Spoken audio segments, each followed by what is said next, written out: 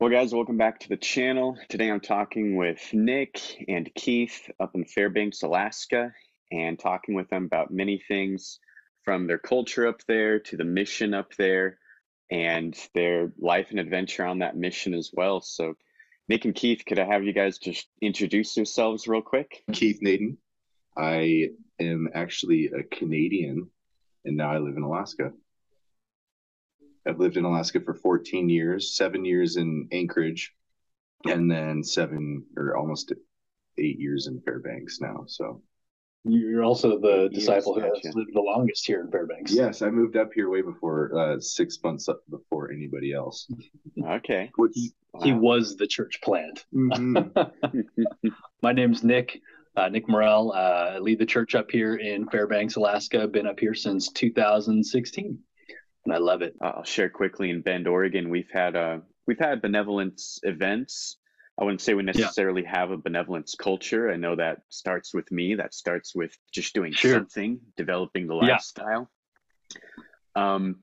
But I know we want to make a difference in the community, transform the community, serve others more than they serve us, bring the kingdom and peace, all those philosophies that it sounds like you guys do really well up there. So can you tell me about how Fairbanks works with nonprofit partners or clubs on campus, the Naden Family Home? Why do you guys connect that way, and how are those connections going? Yeah, sure.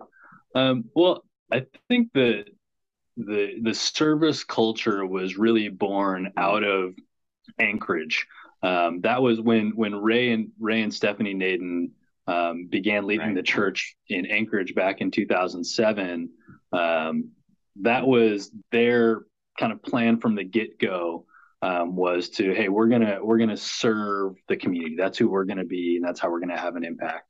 And so that, of course, impacted me. That impacted how I lead and how I view ministry. And that was, of course, bred into Keith also, and a number of our students and singles and married couples that came up on the mission team. So we can't really I can't take credit for creating this culture. It certainly was something that I had been taught and cared about for a long time.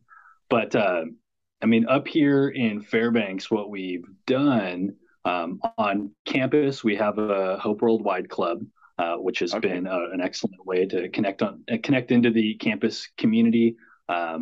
We've found over the years that people are more likely to want to associate themselves with a service-based organization rather than a religious-based organization, though, of course, Hope Worldwide is kind of 2 in 1, and we do talk about that. But still, because service is kind of the priority, people are more interested, or they have been historically more interested in getting to be part of something like that. It's a little bit less scary to some people that might think, oh, I don't know if I want to get involved in this church. But most people, at least in their words, will agree with the idea of going out and serving the poor.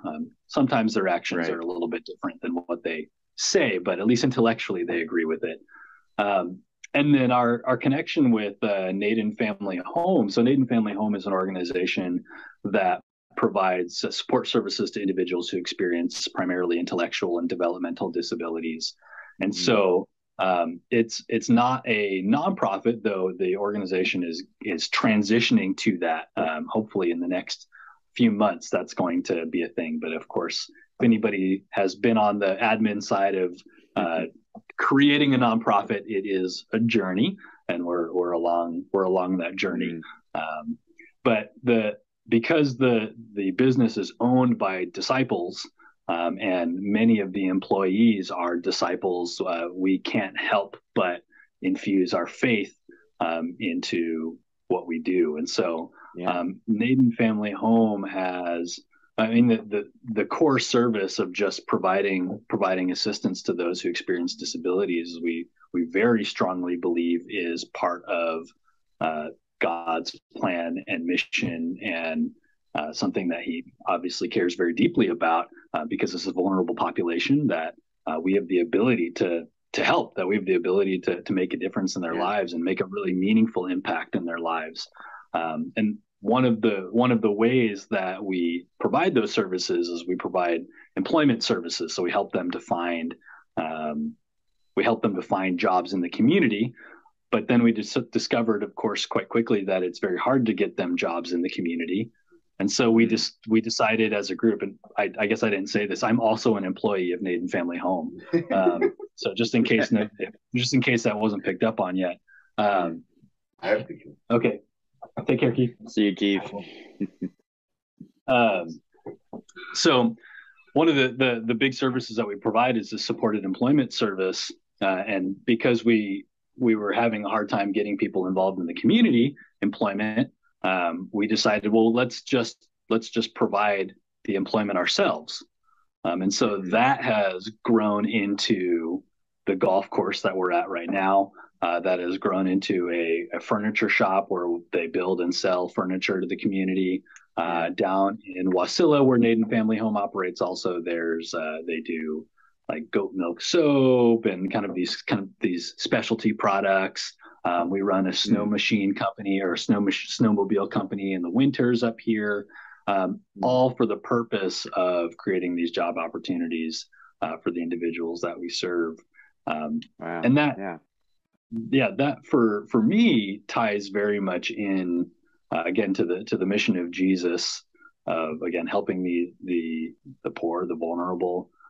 In a lot of ways, I look at it as, especially with the special needs community, a lot of these individuals are not people that necessarily have the capacity to make kind of faith decisions in the same way that we are able to.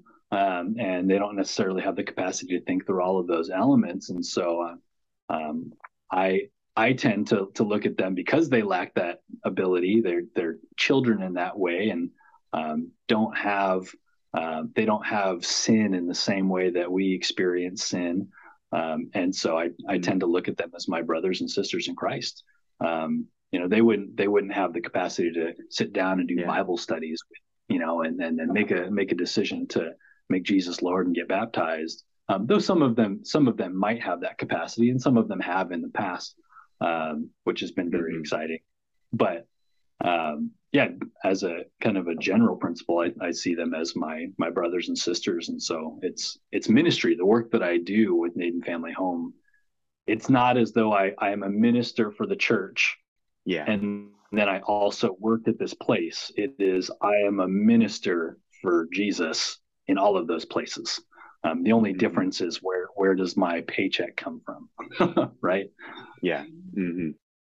Wow, I hear that in that service culture that you guys are really identifying all of these problems and how can we meet them? How can we serve and help? And that creates all of these opportunities. I'm curious, for something like the Hope Worldwide Club on campus, do you guys then partner a lot with Naden Family Home, or what kind of service projects would you do to get students involved in? Yeah, I think a lot of the stuff that we've done in the past has been trying kind of the plug and play things. If you know what I mean, like we go to the food bank and things like that. And to be totally forthright, the campus, because of COVID and because we kind of as a church, we started to do a lot more individual service things, and we were doing less group things. The campus has not really gotten back up to speed with a lot of service projects, group service projects just yet. But that's often that's often what we would do a lot of, is we would do food bank or the local shelters, things like that, where we would partner with other local groups, find needs, and then we'd go out and try to help as a group. I will say that Fairbanks has been fairly difficult. We've had a lot of conversations about this. It's been fairly difficult to find service opportunities here that we feel are really, really meaningful. And I don't say that to I don't say that to suggest that the food bank isn't doing good work or anything like that. But a lot of a lot of those groups that we serve with, we're one of like 50 groups that come and volunteer. And if we weren't there, they don't really care because they've got 50 other groups to fill those gaps. And so Yeah. we've been really hunting and thinking about how we can really make a different and more meaningful impact, Yeah. that really feels like an unmet need. Like it's one of those things where if we know that there's 50 other groups providing that service, it's a need, but it's not necessarily an unmet need, if that makes sense. Yeah. So we're trying to figure out more of that.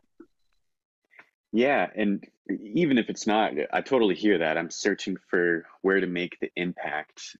Even without that impact, though, I hear disciples, putting in their volunteer time with different organizations, maybe even at the individual level rather than the group level.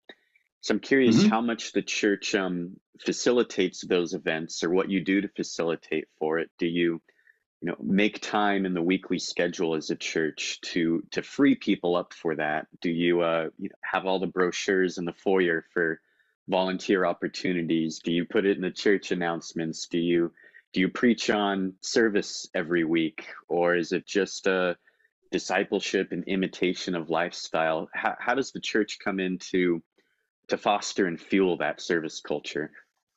Yeah, sure. I mean, I think definitely we talk about it as a church. We talk about that in formal settings, like when I preach. I preach about serving at nauseum. I'm sure that the disciples they're like, okay, we get it, Nick. But by the same token, I know that they appreciate it. So I still go forth boldly and preach about it because I believe it very much. I as a church leader try to model it. I don't try to just use Naden Family Home like, oh, I'm serving those who experience disability, so I'm good.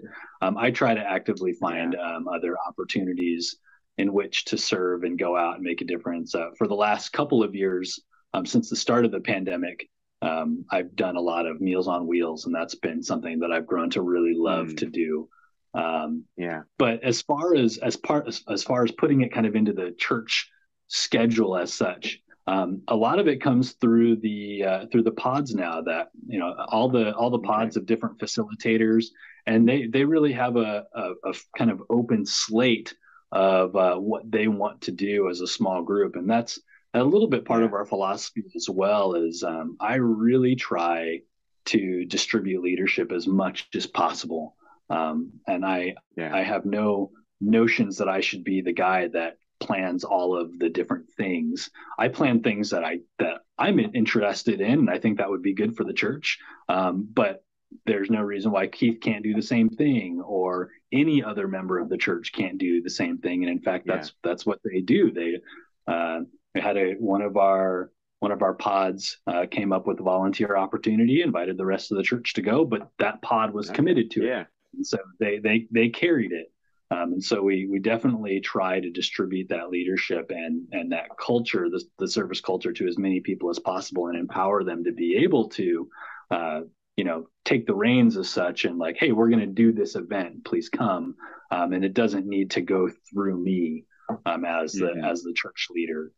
So I always think about Ephesians 4, equipping the saints for works of service. That's one of the models of scripture that I often go to is, no, I'm not here to run all the things. I'm here to equip the saints for works of service. And of course, works of service is I take a very broad perspective on what that could mean, what that might look like. Well, I think that's such a healthy in between it's just individual responsibility, do that on your own time, to we have a hope director that's going to set up the only events where you can serve the community at, the in between of empowering the small group or pod leader. I hear a lot of the creativity coming through there. I think that's just fantastic. Someday we'll be large enough for pods. More fun. Because people they get involved in what they are excited about, right? And so it is one of those things. We just we just introduced a new plan to be able to reach the smaller communities all around Alaska along the road system. So Mm. from Anchorage to Fairbanks and a little bit further north is connected by one big highway. And all along that, we call it the corridor, all along the corridor, all these kind of very small places. And we believe as a small church that that a lot of growth in our church and our family, just in God's church across the globe, I think needs to be found in towns and villages and not necessarily the big cities. And so we're already in a small town and we want to go even smaller. And so we've been thinking about like, well, what are we going to do to be able to reach the smaller towns and villages? And we just announced this yesterday that we're going to build cabins. We're going to buy some property and we're going to build cabins in some of these smaller villages and smaller towns along the corridor. And we're going to use these cabins as hubs to be able to connect into the community, find needs, and meet them. Wow. Before I move on from benevolence, I should ask, what advice would you give a disciple if they're looking to serve their community, involve other disciples? Just where's the starting place for a disciple? Yeah, I mean, I think you had mentioned the phrase early on in this interview. You just said do something, and I think just about everything starts with that. Yeah. If someone wants to get involved, I mean, it doesn't take but a few clicks of the mouse and a few, typings, a few words in a search engine to find where needs need to be met. And there's obviously there's an array of opportunities, and you can find one that meets your interest. And so I always suggest to someone like find something that they are interested in, and invite a few people. I love Hope Worldwide. I'm very passionate about Hope Worldwide, but I don't think that service needs to come through Hope Worldwide. I obviously love the church. I love the explicit connection to church when we serve, but I also don't think that people need to make that connection explicit right away. They can just go serve, and I think that is still honoring to God. I think God is still pleased with that. And so it's one of those things. I think to anybody that's interested in doing it is just do something, find something, invite a few people, look and see if the needs are there, and if there's something, let's start talking about it, start getting more people engaged in that, and see where it goes, because you never know what might happen or what opportunities God might open, because he sees that people have the right heart. And that's so much of what we've done is we've not necessarily just come up with all these cool ideas. We've just kind of kept our ear to the ground and showed up, and God has opened opportunities, so that's been really powerful.